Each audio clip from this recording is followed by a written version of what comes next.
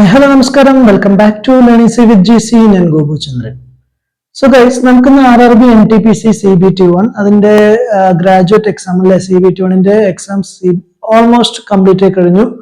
ഇനി നമുക്ക് വരാൻ പോകുന്ന എക്സാംസ് എന്ന് പറയുന്നത് മെയിൻലി റെയിൽവേനെ സംബന്ധിച്ചിടത്തോളം RRB NTPCയുടെ അണ്ടർ ഗ്രാജുവേറ്റ് എക്സാമും അതേപോലെ തന്നെ ഗ്രൂപ്പ് ഡി എക്സാമും ആണല്ലോ.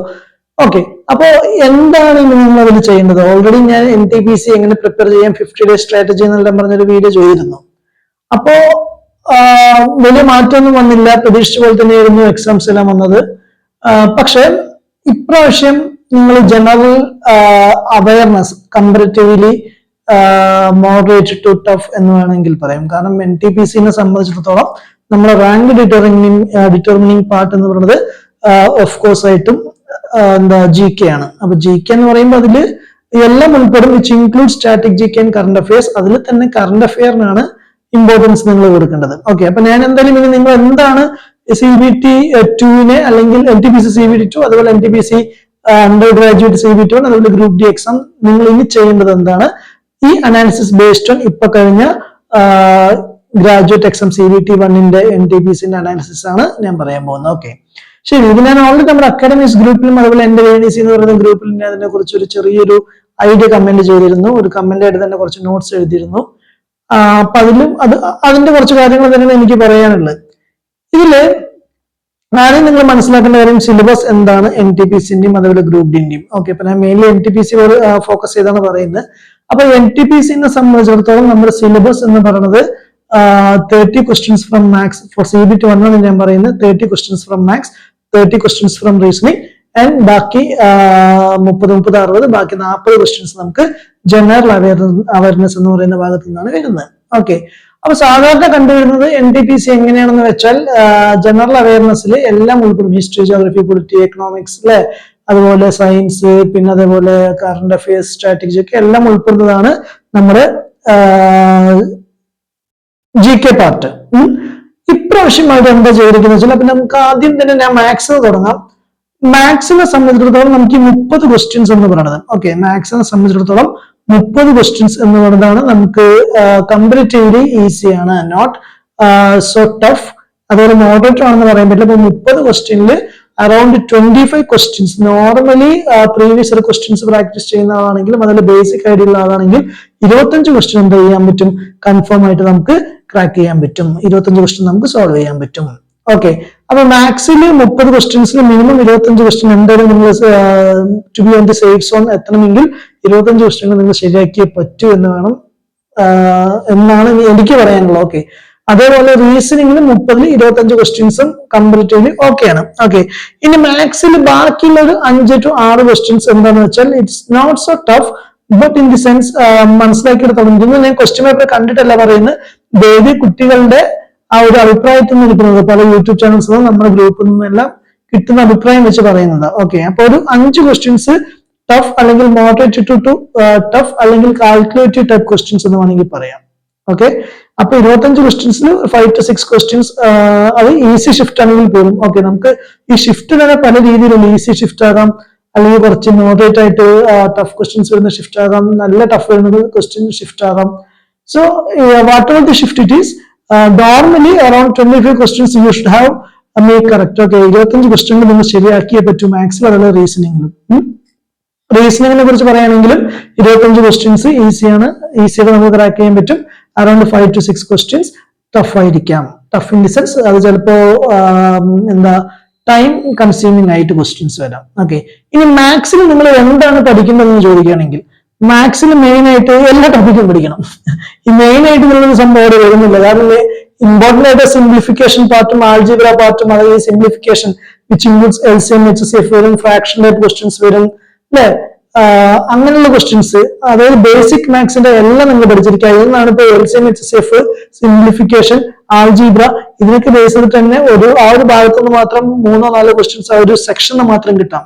ഓക്കെ, അതുകൊണ്ട് അത് നല്ലപോലെ പ്രാക്ടീസ് ചെയ്യുക. അതിൽ ചില ഭാഗങ്ങളൊക്കെ ഇപ്പോൾ ഫ്രാക്ഷൻ ടൈപ്പ് ക്വസ്റ്റ്യൻസ് വന്നാൽ ചിലപ്പോൾ നിങ്ങൾക്ക് കൺഫ്യൂഷൻ വരാം. ഇതിൽ നിങ്ങൾ പ്രത്യേകം ശ്രദ്ധിക്കേണ്ട കാര്യം എന്താണെന്ന് വെച്ചാൽ ഡോണ്ട് മേക്ക് നെഗറ്റീവ്സ്. കാരണം ക്വസ്റ്റ്യൻ എളുപ്പമായിട്ട് തോന്നും, അപ്പൊ നമ്മൾ ഈസിയിൽ ചെയ്തു പോകുമ്പോൾ ചിലപ്പോൾ അവിടെ നെഗറ്റീവിന് സാധ്യതയുണ്ട്. അപ്പൊ നിങ്ങൾ എപ്പോഴും ക്വസ്റ്റ്യൻ ഈസി ആയിട്ട് കാണണമെങ്കിൽ make sure you are not committing any negative marks. Okay, ഒരിക്കലും നെഗറ്റീവ് മാർക്ക് വരാത്ത രീതിയിൽ വേണം നിങ്ങൾ അവിടെ പ്രാക്ടീസ് ചെയ്യാൻ. കാരണം ഒരു നെഗറ്റീവ് വന്നാൽ പോലും അത് ഈസി ആയിട്ടുള്ള ക്വസ്റ്റ്യൻ ആണെങ്കിൽ ആ ഒരു നെഗറ്റീവ് നിങ്ങളുടെ റാങ്ക് ചിലപ്പോ എക്സ്പെൻഷ്യലി താഴ്ത്തിക്ക് വരാനുള്ള ചാൻസ് ഉണ്ട്. അപ്പൊ ഒരിക്കലും നെഗറ്റീവ് വരുത്തുള്ള എന്നുള്ളതാണ് എനിക്ക് മെയിൻ ആയിട്ട് മാത്സിന്റെയും റീസണിങ്ങിന്റെയും കാര്യത്തിൽ പറയാനുള്ളത്. കാരണം ക്വസ്റ്റ്യൻ കാണുമ്പോൾ അത്രയും ഈസി, കാരണം അതൊക്കെ ഷുവർ ഷോട്ട് ക്വസ്റ്റ്യൻ ആണ്. ആ ഷുവർ ഷോട്ട് ക്വസ്റ്റ്യൻ എല്ലാവരും ശരിയാക്കുന്ന ക്വസ്റ്റ്യൻ നമ്മൾ നെഗറ്റീവ് വരുത്തിയ ആ എഫക്ട് നോർമലൈസേഷനെ ബാധിക്കും.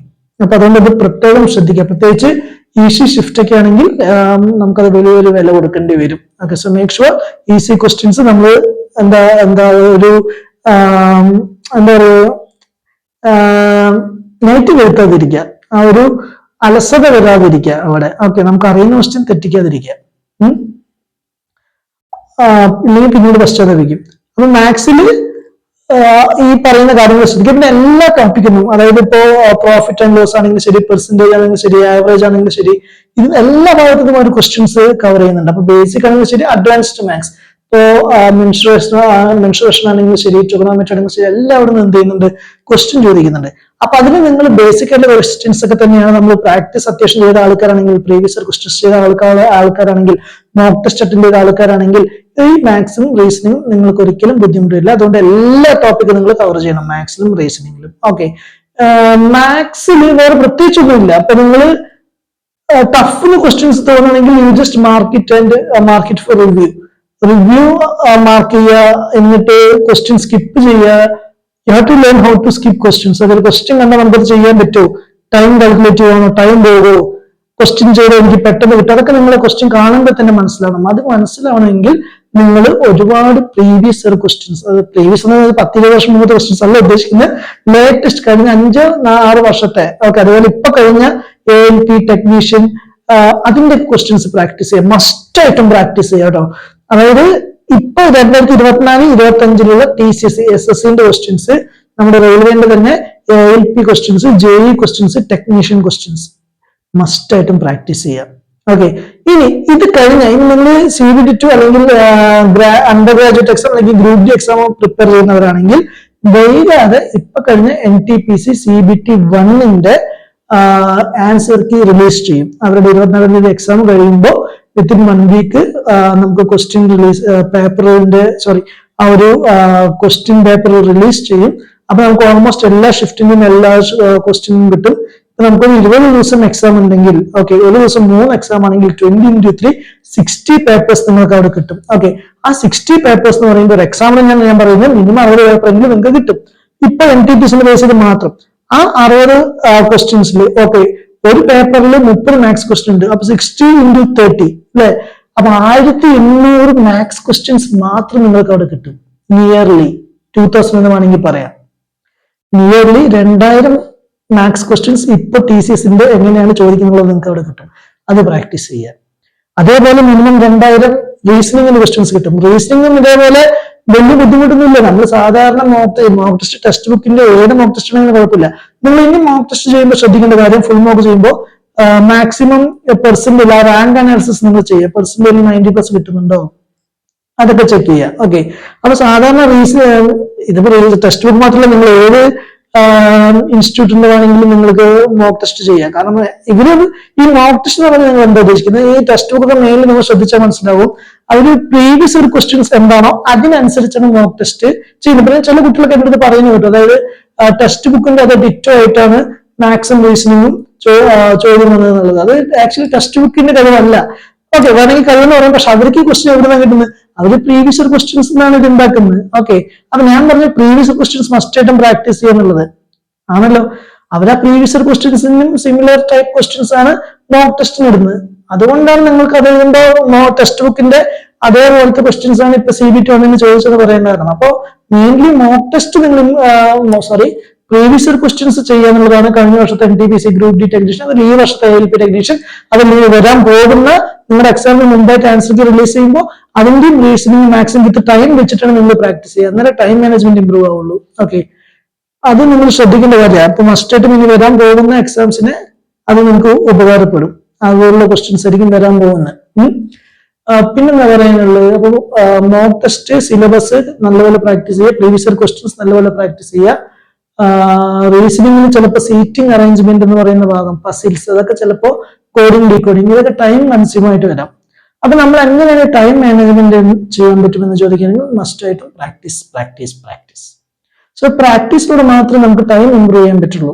ഓക്കെ, അത് നിങ്ങൾ മോക്ക് ടെസ്റ്റ് ആണെങ്കിൽ അതിലൂടെ നിങ്ങൾക്ക് ടൈം മാനേജ്മെന്റ് ചെയ്യാം. അല്ലെങ്കിൽ നിങ്ങൾ ക്വസ്റ്റ്യൻ ബുക്ക്ലെറ്റ് നിങ്ങൾ പ്രീവിയസ് ക്വസ്റ്റ്യൻസ് ഒന്ന് സോൾവ് ചെയ്യുന്നെങ്കിൽ ജസ്റ്റ് ഒരു കാൽക്കുലേറ്റർ എന്തെങ്കിലും വെച്ച്, കാൽക്കുലേറ്ററിൽ ഒരു ടൈമറൊക്കെ വെച്ചിട്ട് നിങ്ങൾക്ക് എന്ത് ചെയ്യാൻ പറ്റും, അവിടെ ക്വസ്റ്റ്യൻസ് സോൾവ് ചെയ്യാൻ പറ്റും. അപ്പോൾ ഒരു പസിൽസിന്റെ ക്വസ്റ്റ്യൻ അല്ലെങ്കിൽ സീറ്റിംഗ് അറേഞ്ച്മെന്റിന്റെ ക്വസ്റ്റ്യൻസ് ഒക്കെയാണ് നിങ്ങൾ പ്രാക്ടീസ് ചെയ്യുന്നെങ്കിൽ നിങ്ങൾ ഇതൊരു ടൈമർ വെച്ചിട്ട് ഒരു 30 സെക്കൻഡ് അല്ലെങ്കിൽ അതിന് വെച്ചിട്ട് നിങ്ങൾ പ്രാക്ടീസ് ചെയ്യാൻ ശ്രമിക്കുക. അല്ലെങ്കിൽ ഒരു നമുക്കറിയാം, നമുക്കിപ്പോ കഴിഞ്ഞ ബുക്സ് ഏതെങ്കിലുമൊക്കെ നിങ്ങൾ പ്രീവിയസ് ക്വസ്റ്റ്യൻസ് ഉണ്ടെങ്കിൽ അതിൽ ഈ സീറ്റിംഗ് അറേഞ്ച്മെന്റ് പറഞ്ഞൊരു സെക്ഷൻ ആയിട്ട് വരിക. അല്ല, ഒരു 20 ക്വസ്റ്റ്യൻസ് നിങ്ങൾ സെലക്ട് ചെയ്യുന്നു. ആ 20 ക്വസ്റ്റ്യൻസ് നിങ്ങൾ എത്ര സമയം കൊണ്ട് സോൾവ് ചെയ്യണം നിങ്ങൾ തീരുമാനിക്കുക. നിങ്ങളൊരു ടൈമർ വെക്കുക. ടൈമർ പിന്നെ ഓൺ ആക്കിയ ശേഷം പിന്നെ ക്വസ്റ്റ്യൻസ് മാത്രം പ്രാക്ടീസ് ചെയ്യുക. കറക്റ്റ് ആ ഒരു അലാറം ടൈമർ കഴിയുമ്പോൾ നിങ്ങൾ എത്ര ക്വസ്റ്റ്യൻസ് പ്രാക്ടീസ് ചെയ്ത് നിങ്ങൾ അത് അച്ചീവ് ചെയ്യാൻ പറ്റുന്നുണ്ടോ അതൊക്കെ നിങ്ങൾ സ്വയം മനസ്സിലാക്കുക. അങ്ങനെ പറ്റുന്നുണ്ടെന്നുണ്ടെങ്കിൽ അതിനെ അടുത്ത സെക്ഷൻ ഇതേപോലെ ചെയ്യുക. സോ ലൈക്ക് ദാറ്റ് അങ്ങനെ തന്നെ പ്രാക്ടീസ് ചെയ്യുന്ന ടൈം മാനേജ്മെന്റ്. അതിൻ്റെ അടുത്ത് കുറച്ച് ക്വസ്റ്റ്യൻസ് ഉണ്ട് കേട്ടോ. ഓരോരുത്തർ കുറച്ച് ക്വസ്റ്റ്യൻസിന്റെ ഡൗട്ട് ഗ്രൂപ്പിൽ ചോദിച്ചിട്ടുണ്ട്. അപ്പൊ ആ കാര്യം കൂടി നിങ്ങൾ ഇതിൽ പറയണം, അവസാനം പറയാം. കട്ട് ഓഫ് എത്ര വരും, അങ്ങനെ അതുപോലെ എങ്ങനെയാണ് പഠിക്കുക, ക്വസ്റ്റ്യൻസ് വിത്ത് ആൻസർ ഞാൻ ഈ വീഡിയോയിൽ അവസാനം പറയുന്നുണ്ട്. അതുകൂടി നിങ്ങൾ കേട്ട ശേഷം വീഡിയോ എൻഡ് ചെയ്യുക. ഓക്കെ, ശരി. ഇനി നമുക്ക് GK-യിലേക്ക് വരാം. അപ്പൊ GK-യില് ഇത്രയും കാലം എങ്ങനെയാണെന്ന് വെച്ചാൽ ഒരു സ്റ്റാറ്റിക് GK-ന് നല്ലപോലെ ഇമ്പോർട്ടൻസ് കൊടുത്തിരുന്നു, കറണ്ട് അഫയേഴ്സിന് നല്ലപോലെ ഇമ്പോർട്ടൻസ് കൊടുത്തിരുന്നു. ഇപ്രാവശ്യം വലിയ മാറ്റമൊന്നുമില്ല. ബട്ട് സ്റ്റാറ്റിക് GK-നെക്കാളും കൂടുതൽ അവർ NTPCക്ക് ഇമ്പോർട്ടൻസ് കൊടുത്തിരിക്കുന്നത് കമ്പ്യൂട്ടർ ആണ്. അതുപോലെ മെയിൻലി കറണ്ട് അഫയറിന് 10 to 12 ചോദ്യങ്ങൾ വന്നിട്ടുണ്ടെന്നാണ് കരുതുന്നത്. എനിക്ക് അറിയില്ല, അതൊക്കെ പറഞ്ഞ കാര്യങ്ങളാണ്, അതായത് ഈ എക്സാം അറ്റൻഡ് ചെയ്തവര് പറഞ്ഞ കാര്യങ്ങൾ വെച്ചിട്ടാണ് ഞാൻ ഈ പറയുന്നത്. അപ്പൊ ഇനിയിപ്പോ ആൻസർ കീ റിലീസ് ആകുമ്പോൾ കൂടുതലായിട്ടുള്ള ക്വസ്റ്റ്യൻസ് പാറ്റേൺ കാര്യങ്ങളൊക്കെ നമുക്ക് മനസ്സിലാവുള്ളൂ. ശരി, അപ്പൊ നമ്മൾ കറണ്ട് അഫയേഴ്സ് നമ്മൾ must means very very must ആയിട്ടും പഠിക്കും. നിങ്ങൾ പിന്നെ എത്ര തന്നെ കറണ്ട് അഫയർ പഠിച്ചാലും ഒരു 12-13 ക്വസ്റ്റ്യൻസ് ചോദിച്ചാലും ചിലപ്പോൾ 6-7 ക്വസ്റ്റ്യൻസ് നമുക്ക് അറിയുന്നത് ഉണ്ടാവുള്ളൂ. നമുക്കൊരു പ്രവണതയുണ്ട്, അതായത് ഒരു ക്വസ്റ്റ്യൻസ് കാണുമ്പോൾ പ്രത്യേകിച്ച് 1 ക്വസ്റ്റ്യൻ ഒക്കെ ആകുമ്പോൾ നമുക്ക് അറിഞ്ഞില്ലെങ്കിൽ 50-50 എന്നുള്ള ചാൻസ്, അല്ലെങ്കിൽ ഒന്നും അറിഞ്ഞില്ലെങ്കിൽ പോലും നമുക്കത് കറക്കി കുത്തെന്ന് പറയുന്നത് നമ്മുടെ ലാംഗ്വേജിൽ അതാണ് പറയുന്നത് ഞാനൊക്കെ. അതായത് ഏതെങ്കിലും ഒരു ഓപ്ഷൻ നമ്മൾ അറിഞ്ഞില്ലെങ്കിൽ ആ ഒരു ഓപ്ഷൻ മാർക്ക് ചെയ്യാനുള്ള ഒരു ടെൻഡൻസി നമുക്ക് ഉണ്ടാവും. അങ്ങനെ വരുമ്പോൾ ഒരു പ്രശ്നം എന്താണെന്ന് വെച്ചാൽ നമ്മൾ അവിടെ നെഗറ്റീവ് മാർക്ക് ഇൻഡയറക്ട്ലി വരുത്താനുള്ള സാധ്യത കൂടുതൽ. അപ്പൊ പ്രോബബിലിറ്റി നമ്മൾ 4 ക്വസ്റ്റ്യനിൽ 1 ക്വസ്റ്റ്യൻ കുത്തുമ്പോൾ, നമ്മൾ 1 കുത്തുമ്പോൾ അത് ശരിയാവാനുള്ള പെർസെന്റേജ് 25% ഉള്ളൂ. 75% അത് തെറ്റാനുള്ള സാധ്യത നിങ്ങൾ മനസ്സിലാക്കുക. അല്ലെ, 3 ക്വസ്റ്റ്യൻ തെറ്റും 1 ക്വസ്റ്റ്യനിലെ ശരിയാവുള്ളൂ. അപ്പൊ അതുകൊണ്ട് നമുക്ക് അറിയാം, GK-യിൽ പ്രത്യേകിച്ച് കറണ്ട് അഫയറിന്റെ കാര്യങ്ങൾ അറിയണമെങ്കിൽ മാത്രം നിങ്ങൾ അറ്റൻഡ് ചെയ്യുക. ഓക്കെ, കാരണം നിങ്ങൾ ഇത് ടഫ് ആണെങ്കിൽ എല്ലാവർക്കും ടഫ് തന്നെ ആയിരിക്കും. കറണ്ട് അഫയർ എന്നൊക്കെ പറഞ്ഞാൽ ഭയങ്കര വാസ്റ്റ് സബ്ജക്റ്റാണ്. എല്ലാവർക്കും എല്ലാ പ്രശ്നം ശരിയാക്കണമെന്നൊന്നും ഇല്ല. അല്ലെങ്കിൽ അവർ IAS UPSC പഠിക്കുന്ന ആൾക്കാരായിരിക്കണം, അല്ലെങ്കിൽ അത്രയും അത്രയും കലക്കി കുടിച്ച് പഠിക്കുന്ന ഒരാളായിരിക്കണം കറണ്ട് അഫയർ ഒക്കെ. അതുകൊണ്ട് even if you can attempt around question tough ആണെങ്കിൽ 25 ക്വസ്റ്റ്യൻ നിങ്ങളെ കൊണ്ട് അറ്റംപ്റ്റ് ചെയ്യാൻ മതി. 25 ക്വസ്റ്റ്യൻ ശരിയാക്കാൻ നോക്കാം. പക്ഷെ അതിന് പകരം നിങ്ങൾ മാത്സ് റീസണിങ് കൂടുതൽ ക്വസ്റ്റ്യൻസ് ക്ലിയർ ആക്കാൻ ശ്രമിക്കണം, ശരിയാക്കാൻ ശ്രമിക്കണം.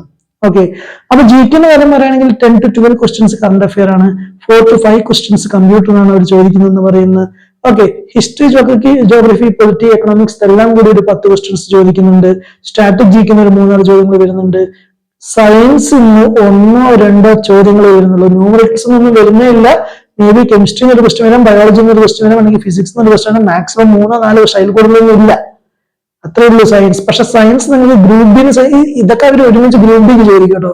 ഗ്രൂപ്പ് ബിന് സയൻസ് മസ്റ്റ് ആണ് അല്ലെ, അതിന് ഒരു വെയിറ്റേജ് അവിടെ പ്രത്യേകം ഉണ്ട് ഗ്രൂപ്പ് ബിക്ക് സയൻസിന് മാത്രം. അതുകൊണ്ട് സയൻസിന് ഇപ്പൊ നിങ്ങൾ വലിയ ഇമ്പോർട്ടൻസ് NTPCക്ക് കൊടുത്തില്ലെങ്കിലും കുഴപ്പമില്ല. ഗ്രൂപ്പ് ബിനെ സംബന്ധിച്ച് ഗ്രൂപ്പ് ബിന്റെ ഒരു വീഡിയോ പിന്നീട് ചെയ്യാം കേട്ടോ. ബട്ട് ഇന്ന് GK നിങ്ങൾ അങ്ങനെ പഠിക്കണം നമുക്ക് പറയുകയാണെങ്കിൽ കറണ്ട് അഫയർ മസ്റ്റ് ഇമ്പോർട്ടൻസ് ഇപ്പൊ തന്നെ പഠിച്ചു തുടങ്ങുക. അതായത് കറണ്ട് അഫയർ നിങ്ങൾ എന്ത് പഠിക്കുന്നത് ചോദിച്ചാൽ അവർ മെയിൻലി 2023 ചോദിക്കുന്നില്ല, 2024 റയറായിട്ട് ചോദിക്കുന്നുണ്ട്. മെയിൻലി 2024-25 ഇയേഴ്സിലെ കറണ്ട് അഫയർ ആണ് ചോദിക്കുന്നത്. അതായത് 2025 കറണ്ട് അഫയറിന് ഒരു 60-70% ചോദിക്കുന്നു എന്ന് പറയുന്നത്. 40% 2024 കറണ്ട് അഫയർ ആണ്. ഓക്കെ. ഇനി എപ്പോഴുള്ള കറണ്ട് അഫയർ പഠിക്കണം എന്ന് ചോദിച്ചാൽ 1.5 ഇയറിലെ കറണ്ട് അഫയർ എങ്കിലും നിങ്ങൾ മിനിമം പഠിക്കുക എന്ന് ഞാൻ പറയുള്ളൂ. അത് 2024 ഫുൾ ആയിട്ട് പഠിക്കുക, 2025 അപ് ടു ഡേറ്റ് പഠിക്കുക. എക്സാമിന്റെ ഇഫ് പോസിബിൾ തലേ ദിവസമുള്ള കറണ്ട് അഫയർ പഠിക്കുക. ഓക്കെ. ഒരു എക്സാം ആണെങ്കിൽ ഇപ്പൊ നിങ്ങൾക്ക് ജൂലൈ 15 നിങ്ങൾക്ക് NTPC അണ്ടർ ഗ്രാജുവേറ്റ് എക്സാം ഉണ്ടെന്ന് വിചാരിക്കുക. ഓക്കെ. എനിക്കറിയില്ല exact date, only railway can answer it. അതുകൊണ്ട് എക്സാമ്പിൾ ഞാൻ പറയുന്നത് ജൂലൈ 15 നിങ്ങൾക്ക് NTPCന്റെ അണ്ടർ ഗ്രാജുവേറ്റ് എക്സാം ഉണ്ടെങ്കിൽ നിങ്ങൾ കറണ്ട് അഫയർ ഏതുവരെ പഠിക്കണം? 2024 ഫുള്ളായി പഠിക്കുക. 2025 ജനുവരി മുതൽ ജൂലൈ 1 വരെയുള്ള നിങ്ങൾ മിനിമം പഠിക്കുക. ഇഫ് പോസിബിൾ ജൂലൈ 15 വരെ പഠിക്കുക. ബട്ട് കുഴപ്പമില്ല, ജൂലൈ 1 വരെയുള്ള കറണ്ട് അഫയർ എങ്കിലും പഠിക്കുക. ഓക്കെ. കാരണം സാധ്യതയുണ്ട്, അതെന്നുള്ളത് ജൂലൈ നടക്കം വരാനുള്ള സാധ്യതയുണ്ട്. അതുകൊണ്ട് അത് മസ്റ്റ് കറക്കി കുടിച്ച് പഠിക്കുക. ഓക്കെ. കലക്കി കുടിച്ച് പഠിക്കുക. അങ്ങനെ പഠിക്കണം. ഓക്കെ. ഇനി നിങ്ങൾക്ക് ഏതെങ്കിലും സോഴ്സ് വേണമെന്നുണ്ടെങ്കിൽ നിങ്ങൾക്ക് ഏത് സോഴ്സ് വേണമെങ്കിലും യൂസ് ചെയ്യുക. ബട്ട് ഐ പേഴ്സണലി സജസ്റ്റ്, ഞാൻ പഠിച്ചിരുന്നത് ദിശ പബ്ലിക്കേഷൻസിന്റെ ക്വാർട്ടർലി കറണ്ട് അഫയർ എന്ന് പറഞ്ഞൊരു, അതിന്റെ PDF അവൈലബിൾ ഉള്ള, അതിന്റെ ഹാർഡ് കോപ്പി ആണെങ്കിൽ ഫ്ലിപ്കാർട്ടിൽ ആമസോണിൽ കിട്ടും. ദിശ പബ്ലിക്കേഷൻസിന്റെ ക്വാർട്ടർലി കറണ്ട് അഫയർ നല്ല ബുക്കാണ്. ഓക്കെ.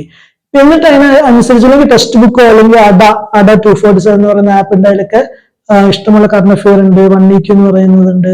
ഇതൊന്നും കുഴപ്പമില്ല. നിങ്ങൾക്ക് ഏതാണോ ഫ്രീ, ഇന്ത്യ ലോകസ് ഉണ്ട്, ടെലഗ്രാം ഗ്രൂപ്പ്, അതപ്പോ നിങ്ങൾക്ക് ഏതാണോ ഓക്കെ എന്ന് തോന്നുന്നത് അത് നിങ്ങൾ പഠിക്കുക എന്നുള്ളതാണ്. അല്ലാതെ വാരി വിളിച്ച് അവിടെ നിന്നും പഠിക്കാതിരിക്കുക. You trust in one source. കാരണം എല്ലാം കൂടി പഠിച്ചാൽ അത് നമുക്ക് എന്താ പറയാ, ഈ ചെറിയ സമയത്തില് ഒരുപാട് സോഴ്സസ് പഠിക്കാൻ എന്നുള്ളത് ഒരു ഫീസിബിൾ അല്ലാത്തൊരു കാര്യം. മീൻസ് ഫീസിബിൾ ആയിരിക്കാം, ബട്ട് കറക്റ്റ് ആണ്. നമുക്കൊരു എന്താ പറയുക, ഒരു കറക്റ്റ് ഒരു അലൈൻമെന്റ് അവിടെ കിട്ടണമെന്നില്ല. ഓക്കെ. കാരണം എല്ലാം ഒരു അതിൽ പരുവം. അതുകൊണ്ട് ഏതെങ്കിലും ഒരു സബ്ജക്റ്റിൽ ഏതെങ്കിലും ഒരു എന്താ പറയാ PDF-നെ ആശ്രയിക്കുക, അല്ലെങ്കിൽ ഏതെങ്കിലും ഒരു ബുക്കിനെ ആശ്രയിക്കുക, അല്ലെങ്കിൽ ഏതെങ്കിലും ഒരു കോഴ്സിനെ ആശ്രയിക്കുക. ഓക്കെ. അപ്പൊ അതാണ് എനിക്ക് കറണ്ട് അഫയേഴ്സിന്റെ കാര്യത്തിൽ പറയാനുള്ളത്. സയൻസിന്റെ കാര്യം ഞാൻ ഓൾറെഡി പറഞ്ഞു. ഹിസ്റ്ററിയിലൊക്കെ ഈ മെഡീവലും അതുപോലെ മൗര്യ ചന്ദ്രഗുപ്ത മൗര്യ ആ ഭാഗത്തു നിന്നൊക്കെ സ്ഥിരം ചോദ്യം വരുന്നുണ്ടെന്നാണ് പറയുന്നത്. സോ നോർമൽ ആയിട്ടുള്ള കാര്യങ്ങൾ പഠിക്കുക. ജസ്റ്റ് പ്രീവിയസ് ക്വസ്റ്റ്യൻസ് പ്രാക്ടീസ് ചെയ്യുക. ഓക്കെ. നോർമൽ ഡെപ്ത് ആയിട്ട് നിങ്ങൾ പഠിക്കണമെന്നില്ല. IAS പോയൊന്നും ഡെപ്ത് ആയിട്ട് പഠിക്കണമെന്നില്ല, അല്ലെങ്കിൽ SSC പോലെ ഡെപ്ത് ആയിട്ട് പഠിക്കണമെന്നില്ല. ജസ്റ്റ് ബേസിക് ആയിട്ടുള്ള കാര്യങ്ങൾ പഠിക്കാതെ ഹിസ്റ്ററി ആണെങ്കിലും ശരി, ജോഗ്രഫി ആണെങ്കിലും ശരി, എക്കണോമിക്സ് ആണെങ്കിലും ശരി, ഇപ്പോൾ പൊളിറ്റി എന്നൊക്കെ പറയുമ്പോൾ സ്ഥിരം ആർട്ടിക്കിൾ അമെന്റ്മെന്റ് എന്നൊക്കെ ബേസ് ചെയ്തിട്ടാണ് ക്വസ്റ്റ്യൻസ് എപ്പോഴും വരും. അതൊക്കെ റൈറ്റ്, ഫണ്ടമെന്റൽ റൈറ്റ്, അപ്പൊ അതൊക്കെ അങ്ങനെ പഠിക്കുക. നമ്മൾ സാധാരണ എങ്ങനെ പഠിക്കുന്നു നോർമലായിട്ട് പഠിച്ചാൽ മതി. പ്രീവിയസ് ക്വസ്റ്റ്യൻസ് പ്രാക്ടീസ് ചെയ്യുക, അത്രയും മതിയാവും. സയൻസിന് കൂടുതൽ ഇമ്പോർട്ടൻസ് കൊടുക്കണ്ട. നോർമലായിട്ട് നിങ്ങൾക്ക് എന്ത് അറിവാണ് സയൻസ് ഉള്ളത് ആ അറിവ് മതി NTPCക്ക്. നോട്ട് ഫോർ ഗ്രൂപ്പ് ഡി NTPCന്റെ കാര്യമാണ് ഞാൻ പറയുന്നത്. അപ്പൊ നിങ്ങൾക്ക് 2-3 ക്വസ്റ്റ്യൻ സയൻസ് സ്കിപ്പ് ചെയ്താലും കുഴപ്പമില്ല. ഇതാണ് നോർമൽ ടെൻഡൻസി. ഇനി ഇതില് ഇപ്പൊ കഴിഞ്ഞ NTPC CBT ഒരു സേഫ് അറ്റംപ്റ്റ് എത്രയെന്ന് കുറച്ച് പേര് എൻ്റെ ചോദിക്കുന്നുണ്ട്, കട്ട് ഓഫ് ചോദിക്കുന്നുണ്ട്. അപ്പൊ സത്യം പറഞ്ഞാൽ എനിക്ക് കട്ട് ഓഫ് ആര് ചോദിച്ചാലും ഞാൻ അങ്ങനെ പ്രിഡിക്റ്റ് ചെയ്യാറില്ല എന്നുള്ളതാണ് വാസ്തവം. എങ്കിലും ഈ ഒരു വീഡിയോയില് ജസ്റ്റ് സേഫ് സോൺ എനിക്ക് തോന്നുന്ന കാര്യം ഞാൻ പറയാം. അതായത് ഇപ്പോ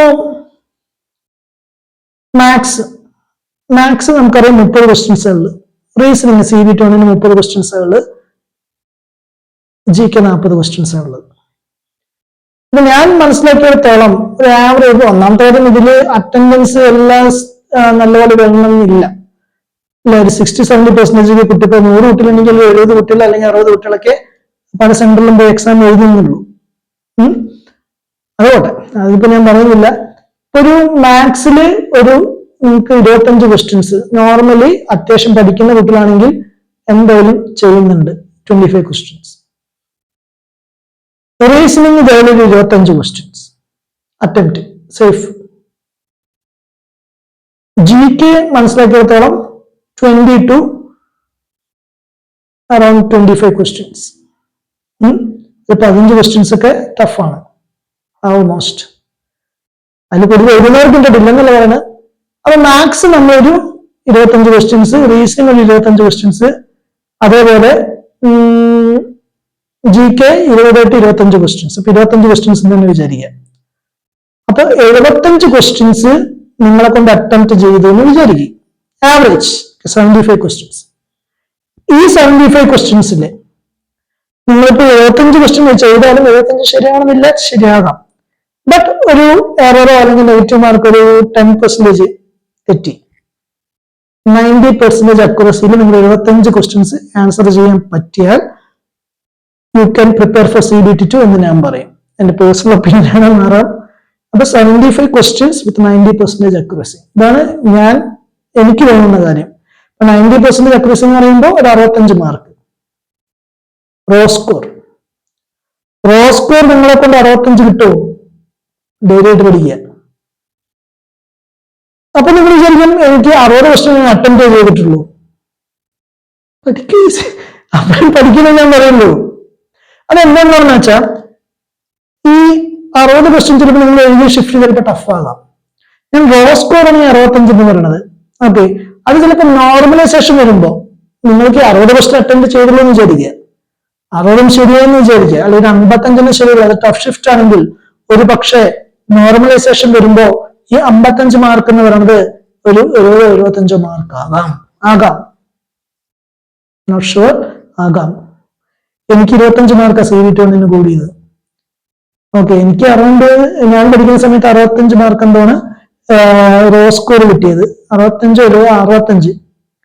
എന്നിട്ട് എനിക്ക് CBT1 റിസൾട്ട് പബ്ലിഷ് ചെയ്യുമ്പോൾ എന്റെ മാർക്ക് അന്ന് ഞാൻ കറണ്ട് അഫയർസ് പഠിച്ചിട്ടൊന്നുമില്ല, CBT2 ഞാൻ പഠിച്ചു. ഓക്കെ, പോട്ടെ, അതിന്റെ കാര്യങ്ങളൊക്കെ പിന്നെ. അപ്പൊ ഈ 65 മാർക്ക് കിട്ടി എനിക്ക്. ഞാൻ ഗ്രൂപ്പിൽ പോസ്റ്റ് ചെയ്തിട്ടുണ്ടായിരുന്നു അക്കാഡമീസിന്റെ. എനിക്ക് റിസൾട്ട് വന്നപ്പോ നോർമലൈസേഷൻ ഉൾപ്പെടെ എനിക്ക് കിട്ടിയ മാർക്ക് 89. 189 മാർക്ക് കിട്ടിയെന്ന് വിചാരിക്കുക. അതുകൊണ്ട് ഞാൻ പറയുന്നത് നിങ്ങൾക്കിപ്പോ 60 അറ്റംപ്റ്റ് ഉള്ളെങ്കിലും you will be in the safe. പക്ഷെ എക്സാം ഭയങ്കര ഈസി എന്ന് വിചാരിക്കുക. ചിലപ്പോൾ 75 മാർക്ക് കിട്ടിയിട്ട് നിങ്ങളൊരു 10% നെഗറ്റീവ് കിട്ടിയാൽ ചിലപ്പോൾ പുറത്താകാം. So in the safe zone, raw score നിങ്ങൾക്ക് 65 യു ജസ്റ്റ് പ്രിപ്പയർ. ഇനി 60-55 ഉണ്ടെങ്കിൽ നിങ്ങൾ പഠിക്കാനേ ഞാൻ പറയുള്ളൂ. കിട്ടിയാൽ ഭാഗ്യം, ഇനി കിട്ടിയില്ലെങ്കിൽ NTPCന്റെ അണ്ടർ ഗ്രാജുവേറ്റ് എക്സാം ആണ് വരാൻ പോകുന്നത്, ഗ്രൂപ്പ് ഡി ആണ് വരാൻ പോകുന്നത്, അതിനൊക്കെ നിങ്ങൾക്ക് ഉപകാരപ്പെടുള്ളൂ. ഓക്കെ, സോ അതിനനുസരിച്ച് നിങ്ങൾ പ്രിപ്പയർ ചെയ്യാം. അപ്പൊ ഒരു കട്ട് ഓഫിന്റെ കാര്യം ഏകദേശം ഐഡിയ കിട്ടിയല്ലോ. ഓക്കെ, പോട്ടെ, അതായി. ഇനി എന്തെങ്കിലും എനിക്ക് പറയാനുള്ളത്, അപ്പൊ മെയിൻലി നിങ്ങൾ ശ്രദ്ധിക്കേണ്ട കാര്യം സിലബസ് മനസ്സിലാക്കുക, മോക്ക് ടെസ്റ്റ് മാക്സിമം എഴുതുക. അത് ഏത് ആപ്പ് ആണെങ്കിലും കുഴപ്പമില്ല, ടെക്സ്റ്റ് ബുക്കോ അല്ലെങ്കിൽ വേറെ ഏതെങ്കിലും ആപ്പ് ഉണ്ടെങ്കിലോ അതാണെങ്കിലും കുഴപ്പമില്ല. പ്രീവിയസ് ക്വസ്റ്റ്യൻസ് പ്രാക്ടീസ് ചെയ്യാന്നുള്ളതാണ്. അതിന് മാത്സിനെ കുറിച്ചൊരു ഐഡിയ പറഞ്ഞു, റീസണിങ്ങിനെ കുറിച്ചൊരു ഐഡിയ പറഞ്ഞു, GK കുറിച്ച് ഐഡിയ പറഞ്ഞു, അല്ലെ? എങ്ങനെ അറ്റ്ലീസ്റ്റ് കട്ട് ഓഫ് ഏകദേശം എത്ര വരും എന്നുള്ളത് പറയാത്ത ഞാൻ അതുപോലും പറഞ്ഞു ഈ വീഡിയോയിലൂടെ. എനിക്ക് തോന്നുന്ന കാര്യം കുറച്ച് ഡൗട്ട് ഉണ്ട് കേട്ടോ, എന്നൊരു ചോദിച്ച കാര്യമാണ്. അപ്പൊ അത് ഞാൻ നോക്കിയിട്ട് അതിന് കൊടുത്തത് ഞാൻ പറയാം. ഓക്കെ, അതിൽ ഒരാള് ചോദിച്ച കാര്യം, സാർ ഗ്രൂപ്പ് ഡി സബ്ജക്ട്സിന് വെയിറ്റേജ് കൂടുതൽ ഉണ്ടോ? Science subject, group D science സബ്ജക്റ്റിന് വെയിറ്റേജ് ഡെഫിനറ്റ് ആയിട്ടും ഗ്രൂപ്പ് ഡിനെ സംബന്ധിച്ചിടത്തോളം നല്ല വെയിറ്റേജ് ഉണ്ട് സയൻസിന്. സയൻസ് എന്ന് പറഞ്ഞാൽ നമ്മള് CA അല്ലെങ്കിൽ GK ആണ് നിങ്ങളുടെ റാങ്ക് കിട്ടുന്നത് എന്ന് പറയുന്ന പോലെ ഗ്രൂപ്പ് ഡിനെ സംബന്ധിച്ചിടത്തോളം റീസണിങ്ങും അതേപോലെ സയൻസും നല്ല ഇമ്പോർട്ടൻസ് ഉണ്ട്. അവിടെ മാത്സ് 20 മാർക്കുള്ളൂ എന്റെ ഓർമ്മ ശരിയെങ്കിൽ, മാത്സ് 20, റീസണിങ് 30, GK 20, സയൻസ് 30. സയൻസും 30 മാർക്ക് ഉണ്ട്, 30 ആണെന്നാണ് ഓർമ്മ. അതിന് ഫിസിക്സ് ന്യൂമറിക്കൽസ് വരാം, നല്ലപോലെ വരാം. അതിന് നിങ്ങൾ ICT പബ്ലിക്കേഷൻസിന്റെ പ്രീവിയസ് ക്വസ്റ്റ്യൻസ് പ്രാക്ടീസ് ചെയ്യാം. ഓക്കെ, അതേപോലെ ഇപ്പൊ കഴിഞ്ഞ ALP ടെക്നീഷ്യന്റെ ന്യൂമറിക്കൽസ് മസ്റ്റ് ആയിട്ടും പ്രാക്ടീസ് ചെയ്യാം. ഗ്രൂപ്പ് ഡിക്ക് സയൻസ് ഇപ്പൊ കഴിഞ്ഞ JEE ALP ടെക്നീഷ്യൻ അതിന്റെ സയൻസ് നല്ലപോലെ പ്രാക്ടീസ് ചെയ്യാം. പിന്നെ ഞാൻ എക്സ്പെക്ട് ചെയ്യുന്നത് ഗ്രൂപ്പ് ഡിക്ക് ഒരു പക്ഷേ ഡയഗ്രാം ടൈപ്പ് ക്വസ്റ്റ്യൻസ് കഴിഞ്ഞ വർഷമൊക്കെ ഇങ്ങനെ ചോദിച്ചിട്ടുണ്ടായിരുന്നു. ഡയഗ്രത്തിൽ നിന്ന് ഇങ്ങനെ മാർക്ക് ചെയ്തിട്ട് ഈ പാർട്ട് എന്താണ്, ഇപ്പൊ ഒരു ബോഡിന്റെ ഒരു ബോഡി പാർട്ട് വന്നിട്ട് അവരിങ്ങനെ മാർക്ക് ചെയ്യുന്നത് എന്താണ് അവർ ഉദ്ദേശിക്കുന്നത്, ലിവർ ആണോ കിഡ്നി അങ്ങനെയൊക്കെ. അത് സിമ്പിൾ ആണ്, ഒരു എക്സാം ഞാൻ പറയാം. അപ്പൊ ഒരു ഡയഗ്രാം ടൈപ്പ് ക്വസ്റ്റ്യൻസ് നിങ്ങൾക്ക് എക്സ്പെക്ട് ചെയ്യാം. അപ്പൊ ഇതൊക്കെ കിട്ടുമെങ്കിൽ നിങ്ങൾ NCERT നല്ലപോലെ പഠിക്കുക, NCERT സയൻസ് നല്ലപോലെ പ്രാക്ടീസ് ചെയ്യാം. Okay, class 6 to 10. ഓക്കെ, അപ്പൊ അതായി. പിന്നെ സാർ ടെക്നീഷ്യൻ ഗ്രേഡ് 3 കൂടി, അത് എനിക്ക് എന്താ ടെക്നീഷ്യൻ ഗ്രേഡ് 3 എനിക്ക് അറിയാതെ നോക്കിയിട്ടില്ല. അതിനെ കുറിച്ച് ഒരു വീഡിയോ, ടെക്നീഷ്യനെ കുറിച്ച് ഞാൻ വേറൊരു വീഡിയോ അങ്ങനെ അപ്ലൈ ചെയ്യാന്ന് പറഞ്ഞിട്ട് യൂട്യൂബ് ചെയ്തിട്ടുണ്ട്. അതുകൊണ്ട് എനിക്ക് ടെക്നീഷ്യനെ കുറിച്ച് വലിയ ധാരണ ഇല്ലാത്തതുകൊണ്ട് ഞാനൊന്നും മറുപടി പറയുന്നില്ല. അടുത്തൊരു ചോദ്യം എൻ്റെ അടുത്ത് ചോദിച്ചിരിക്കുന്നത്, നെഗറ്റീവ് മാർക്ക് എങ്ങനെ കുറയ്ക്കാം ഇൻ GK? ക്വസ്റ്റ്യൻ എവിടെയോ കേട്ടിട്ടുള്ളതാണല്ലോ എന്ന് തോന്നും. അപ്പൊ ബാക്കിയുള്ളവർ അത് അറ്റംപ്റ്റ് ചെയ്യും, മാർക്ക് ബാക്കിലാവും എന്ന് കരുതി അറ്റംപ്റ്റ് ചെയ്യും, നെഗറ്റീവ് അടിക്കും, 50-50 ചാൻസ് എടുക്കണം. ഇതാണ് ഞാൻ നേരത്തെ പറഞ്ഞത്.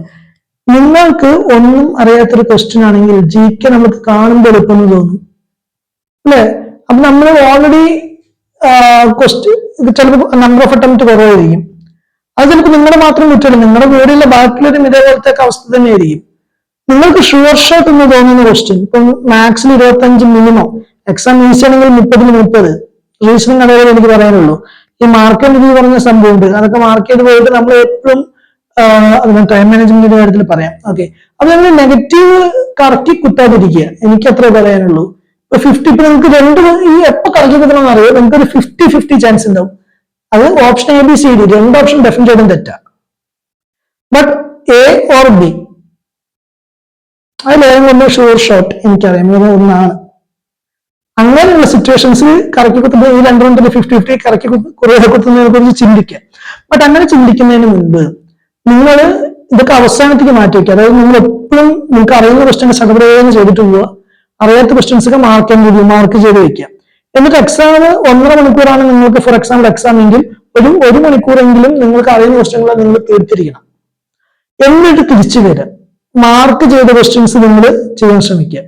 ഓക്കെ, അതിൽ ഒരു 20 മിനിറ്റിലൊക്കെ നിങ്ങൾ ചെയ്യാൻ ശ്രമിക്കുക. ഒരു 10 മിനിറ്റ് എപ്പോഴും അവസാനം ബാക്കി. ഇതൊക്കെ നിങ്ങൾ ടൈം മാനേജ്മെന്റ് കിട്ടണമെങ്കിൽ മോക്ക് ടെസ്റ്റ് പ്രാക്ടീസ് ചെയ്യണം, എന്നാലും ഇതൊക്കെ നടക്കുള്ളൂ, ഈ പറഞ്ഞ കാര്യങ്ങളൊക്കെ. ഓക്കെ, അപ്പൊ സെക്കൻഡ് റൗണ്ടിൽ കഴിഞ്ഞ് തേർഡ് റൗണ്ടിൽ 10 മിനിറ്റ് അവിടെ ഉണ്ടാവും. അപ്പൊ നിങ്ങൾക്ക് ഏകദേശം ഐഡിയ കിട്ടുന്നുണ്ടാവും നിങ്ങൾ ഷുവർ ഷോട്ടായിട്ട് എത്രയും ചെയ്യണം. അപ്പം ഈ സമയത്ത് നിങ്ങൾ ഗസ് ചെയ്യാനേ പാടില്ല കേട്ടോ, ഗസ് ചെയ്യാത്ത ക്വസ്റ്റ്യൻസ് അറിയണം. അത് നിങ്ങൾ 75-80 ഒക്കെ നിങ്ങൾ അറ്റംപ്റ്റ് ഉണ്ടെങ്കിൽ, നമ്മൾ എത്ര തന്നെ സേഫ് ആയിട്ട് നമ്മൾ കറക്റ്റ് ആയിട്ട് അറ്റൻഡ് ചെയ്യുന്നത്, ചിലപ്പോൾ കുറച്ചൊന്ന് 2 നെഗറ്റീവ്സ് ഒക്കെ വരാം, കെയർലെസ്നെസ് കാരണം അങ്ങനെ സംഭവിക്കാം. അപ്പൊ അതുകൊണ്ട് 75-80 ഷുവർ നിങ്ങൾക്ക് ഉറപ്പെന്ന് തോന്നുകയാണെങ്കിൽ മാത്രം ആ ഒരു കറക്കി കുത്തുന്ന പരിപാടി 50-50 ചെയ്യാൻ ശ്രമിക്കുക എന്നുള്ളതാണ് എന്റെ ഒപ്പീനിയൻ. അതർവൈസ് നിങ്ങൾ ആ കൂടെ 60 ചെയ്തിട്ടുള്ളൂ, അതിൽ കുറെ ബസ് ഓൾറെഡി ഡൗട്ടിലെ ക്വസ്റ്റ്യൻസ് ഉണ്ട്, എന്നിട്ട് വേണ്ടി കറക്കി കുത്താൻ നിന്നാൽ ചിലപ്പോൾ അതും കൂടി നെഗറ്റീവ് ആവാൻ സാധ്യതയുണ്ട്. അതുകൊണ്ട് മാക്സിമം കറക്കി കുത്തൽ ഒഴിവാക്കുക. ഉണ്ടെങ്കിൽ അവസാനം 70-75 ക്വസ്റ്റ്യൻസ് നിങ്ങൾക്ക് ഷോർട്ട് ഷോർട്ടായിട്ട് കിട്ടുന്ന ഉറപ്പാണെങ്കിൽ മാത്രം ഈ 50-50 ഉള്ള കാര്യങ്ങൾ കറക്കി കുത്താൻ ആലോചിക്കുക. ഒരു ഉദാഹരണമല്ലോ. അടുത്തൊരു ചോദ്യമാണ് ടൈം മാനേജ്മെന്റ് ഡ്യൂറിങ് എക്സാം എങ്ങനെ ചെയ്യാം, പിന്നെ കാൽക്കുലേഷൻ സ്പീഡ് കൂട്ടാൻ മോക്ക് ടെസ്റ്റ് മാത്രം മതിയോ? ഞാൻ ഉത്തരം ഓൾറെഡി പറഞ്ഞു കഴിഞ്ഞു. ടൈം മാനേജ്മെന്റും കാൽക്കുലേഷൻ സ്പീഡൊക്കെ കൂടണമെങ്കിൽ കൂടുതൽ ക്വസ്റ്റ്യൻസ് പ്രാക്ടീസ് ചെയ്യുക, അതുപോലെ മോക്ക് ക്വസ്റ്റ്യൻ പ്രാക്ടീസ് ചെയ്യുക എന്നുള്ളതാണ്. ഒരുപാട് മോക്ക് ടെസ്റ്റ് അറ്റംപ്റ്റ് ചെയ്യുക, ഫുൾ മോക്ക് ടെസ്റ്റ് അറ്റംപ്റ്റ് ചെയ്യുക, പിന്നെ അതേപോലെ section wise mock test attend ചെയ്യുക. അതിന് കൂടുതൽ പ്രീവിയസ് ക്വസ്റ്റ്യൻസ് ഒരു ടൈമറൊക്കെ വെച്ചിട്ട് അറ്റൻഡ് ചെയ്യുക. ഇപ്പൊ വരാൻ പോകുന്ന ക്വസ്റ്റ്യൻസ് നിങ്ങൾ ഇതേപോലെ ഇപ്പൊ NTPCന്റെ ആൻസറിലേക്ക് റിലീസ് ആയാൽ നിങ്ങൾ ചെയ്യേണ്ട കാര്യം, നിങ്ങൾ തന്നെ ഒരു ടൈം, അപ്പം പുതിയ മോക്ക് ടെസ്റ്റ് അപ്ലോഡ് ആവില്ല നിങ്ങളുടെ എക്സാമിന് മുമ്പ്. അപ്പൊ നിങ്ങൾ തന്നെ ഈ NTPCന്റെ നിങ്ങൾ അത് ശ്രദ്ധിക്കേണ്ട കേട്ടോ, ഈ NTPCന്റെ ഇപ്പൊ ആൻസർക്ക് റിലീസ് ആവും. അപ്പൊ ആൻസർക്ക് റിലീസ് ആകുമ്പോൾ നിങ്ങളുടെ എക്സാമിന് മുന്നേ തന്നെ അത് നിങ്ങൾ ഈ പോസിബിൾ പ്രിന്റ് ഔട്ട് എടുക്കുകയാണെങ്കിൽ അങ്ങനെ ചെയ്യുക, അല്ലെങ്കിൽ PDF ആണെങ്കിൽ അങ്ങനെ. അതിലെന്താ കുഴപ്പം വെച്ചാൽ ചിലപ്പോൾ ആൻസർ കീ ഉണ്ടാവും, അതാണ് കുഴപ്പം. നിങ്ങൾ ടൈമർ വെച്ചിട്ടൊക്കെ നിങ്ങൾ ചെയ്യാൻ ശ്രമിക്കുക. ടൈമർ വെച്ചിട്ട് ഈ സൊല്യൂഷൻ ചെയ്യാൻ ശ്രമിക്കുകയാണെങ്കിൽ ഒരുപക്ഷെ നമുക്ക് കാൽക്കുലേഷൻ സ്പീഡൊക്കെ നമുക്ക് ഇമ്പ്രൂവ് ചെയ്യാൻ പറ്റും. ഓക്കെ, പിന്നെന്താ ഗ്രൂപ്പ് B എക്സാം എപ്പോൾ എക്സ്പെക്ട് ചെയ്യും? Expectation hertz. ഓക്കെ, എനിക്കൊരു ഗസ് ഉണ്ട്, ഞാനത് പറയാം, ശരിയാവാം ആവാതിരിക്കാം. ഇപ്പൊ NTPCന്റെ CBT വന്ന് 24-ാം തീയതി അല്ലേ, ഇത് പറഞ്ഞ് നാളെ അല്ലെ, ഇത്ര ഡേറ്റ് 22, നാളെ മറ്റന്നാളായിട്ട് NTPCന്റെ വഴിയും. പിന്നെ 1-2 ആഴ്ചക്കുള്ളിൽ അതിന്റെ ആൻസർക്ക് റിലീസ് ചെയ്യും, ഒബ്ജക്ഷൻ ട്രാക്കർ എന്നൊക്കെ പറഞ്ഞു വരും. അപ്പൊ എന്തായാലും July 3rd week or 4th week നമുക്ക് NTPCന്റെ അണ്ടർ ഗ്രാജുവേറ്റ് എക്സാം അതിലെ നോട്ടിഫിക്കേഷൻ ആദ്യം വന്നു. July 2nd or 3rd week ആയിട്ട് ഇത് എക്സ്പെക്ട് ചെയ്യും. അതിന്റെ ഇടയിൽ വേറെ SSC എക്സാം ഒന്നും വരാതിരിക്കട്ടെ. ആ ഒരു സമയത്ത് ജൂലൈ ലാസ്റ്റ് ആയിട്ട് NTPC അണ്ടർ ഗ്രാജുവേറ്റ് എക്സാമും, ഓഗസ്റ്റില് ജൂലൈ 1st CBTന്റെ റിസൾട്ട് വന്നാൽ, ഗ്രാജുവേറ്റിന്റെ റിസൾട്ട് വന്നാൽ ഓഗസ്റ്റില് ഒന്നെങ്കിൽ ഫസ്റ്റ് വീക്കില് CBT 2 നടത്താം, ഒരു 1.5 മാസം സമയം കിട്ടും. അല്ലെങ്കിൽ ഓഗസ്റ്റ് മിഡോ അല്ലെങ്കിൽ ലാസ്റ്റോ ആയിട്ടൊക്കെ ഗ്രൂപ്പ് B എക്സാം നടത്താം. Okay, so maybe under ഗ്രാജുവേറ്റിന്റെ CBT 2 ആദ്യം വരാം ഓഗസ്റ്റില്, അല്ലെങ്കിൽ ഗ്രൂപ്പ് Dന്റെ എക്സാംസ് ഓഗസ്റ്റ് വരാം. Maybe August mid last ഒക്കെ ആയിട്ട് ഗ്രൂപ്പ് ഡി ഒരു 2 മാസം പ്രതീക്ഷിക്കാം ഗ്രൂപ്പ് ഡി കേട്ടോ. ഞാൻ എക്സ്പെക്ട് ചെയ്യുന്നത് ഒരു ഓഗസ്റ്റ് ലാസ്റ്റ് വീക്കിലൊക്കെയാണ് ഗ്രൂപ്പ് ഡി എക്സ്പെക്ട് ചെയ്യുന്നത്. അപ്പൊ NTPC അണ്ടർ ഗ്രാജുവേറ്റ് ജൂലൈ ലാസ്റ്റും ഗ്രൂപ്പ് ഡി ഒരു ഓഗസ്റ്റ് ലാസ്റ്റ് ഞാൻ എക്സ്പെക്ട് ചെയ്യുന്നു. എനിക്ക് തോന്നുന്നു അങ്ങനെ ആയിരിക്കുന്നു. ഇനി എന്തെങ്കിലും മാറ്റം വരും എന്നുള്ളത് എനിക്ക് അറിയില്ല. ഇതാണ് എന്റെ എക്സ്പെക്ടഡ് ഡേറ്റ്സ്. അതെ, ഇപ്പൊ ഇത്രയൊക്കെ ഉള്ളൂ എനിക്ക് പറയാനുള്ളത്. അപ്പൊ എന്ത് പഠിക്കണം, എങ്ങനെ പഠിക്കണം എന്നുള്ളതൊക്കെ ഒരു ഐഡിയ കിട്ടിയെന്ന് വിചാരിക്കണം നിങ്ങൾക്ക്. കൂടുതലായിട്ട് വേറെ എന്തെങ്കിലും ഡൗട്ട് ഉണ്ടെങ്കിൽ നിങ്ങൾ കമന്റ് ചെയ്തോ, ഉത്തരം തരാൻ ശ്രമിക്കാം.